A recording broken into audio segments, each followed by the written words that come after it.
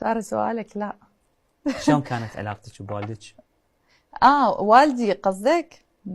أنا فكرت أول رجل. لا، الأب أول رجل بحياة أي بنية. والدي حبيب قلبي وحبيب روحي، لا تبكيني.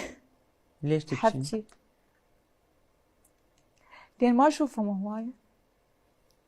كونك بعيدة عنهم. ما أشوفهم لا هو ولا والدتي. لا تبكيني، سوري، بس أريد كلينكس.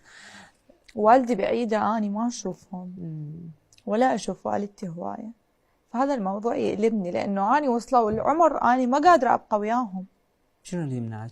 عندي بنتي هناك، حياتها هناك، ما قادرة أني وصلوا العمر، يعني ما قادرة أني أبقى وياهم، يعني إنه أشبع منهم. إن شاء الله يعني والدي يجيني وإجاني هناك. ما يحرمك أبدا من تسلم. عندهم. بس تبقى أنت يعني حلوة من أشوفها يوميا جايني وطالع علي، لأن هو هذا يعني اختصاصه بابا، إنه يجي ويطلع علي. بحاجة لهم تحسين؟ حيل، خصوصا يعني هناك. قلت لك أني هاي صديقتي لولاها كان طقيت ومتت.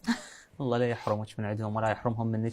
آسف طبعا براء كرهتك. بس أحلى شيء واحد يمكن يعني ينزل كافي، دموع لا على تقول أهله. لي لا تتذكر خلاص. والدي ولا تتذكر أمي. بابا بابا بابا بابا. زين.